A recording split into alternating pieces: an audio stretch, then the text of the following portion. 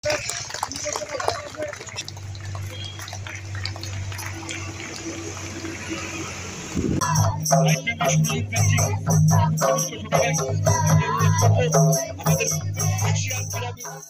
Spot on নিউজে আপনাদের সবাইকে আরো একবার স্বাগত। আমি সাগর। এই মুহূর্তে আপনাদের সঙ্গে কলকাতা ময়দান থেকে উপস্থিত রয়েছি জলপাইগুড়ি থেকে।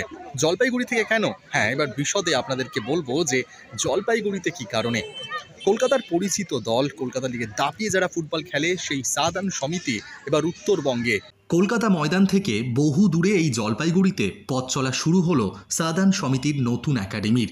সাদান সমিতি এবিপিসি জলপাইগুড়ি ফুটবল একাডেমির। অতীত দিনে রুনু গুহ ঠাকুরতা, সুভাষ ভৌমিক, সুকল্যাণ ঘোষ দস্তিদারের মতন বহু তারকা উঠে এসেছিল এই জলপাইগুড়ি শিলিগুড়ি থেকে।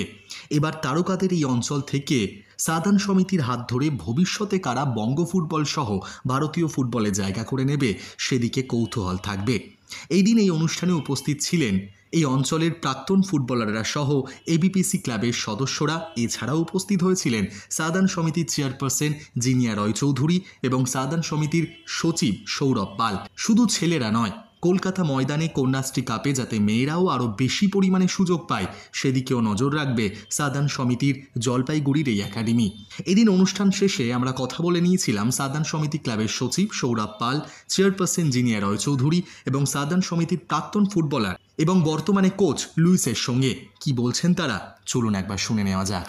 আমরা প্লেয়ার তৈরি করতে এসেছি, যেটা আমরা কলকাতাতেও করে থাকি। আমরা চাই যে নর্থ বেঙ্গলেও সেটা হোক, সেই উদ্দেশ্যেই আসা এবং সেই উদ্দেশ্যেই এবিপিসি জলপাইগুড়ি ফুটবল একাডেমির সঙ্গে হাত মেলানো এবং আজকের দিনটা।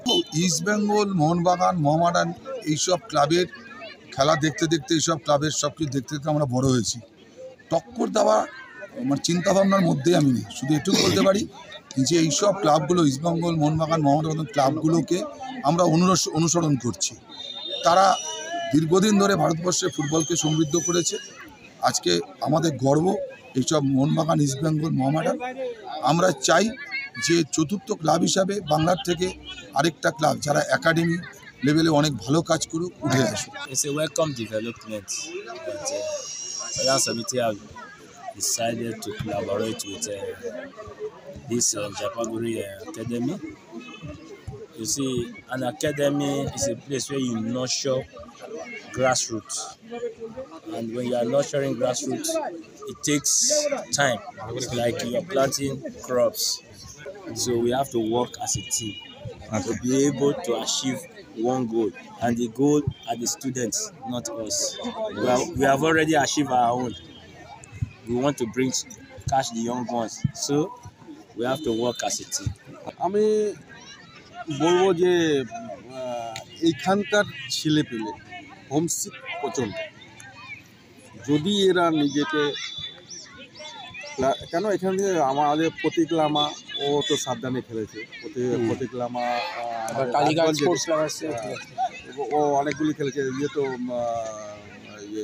ডায়মন্ডের ছিল, এবার মনে হয় ইয়েতে খেলে সুরুচি খেলেছে এই বছর, লাস্ট এই বছর।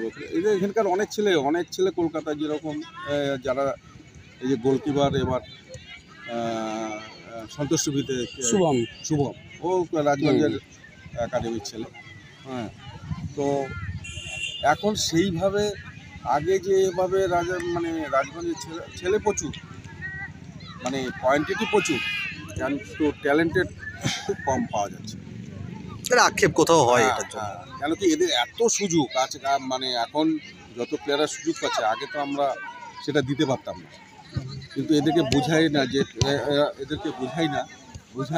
যে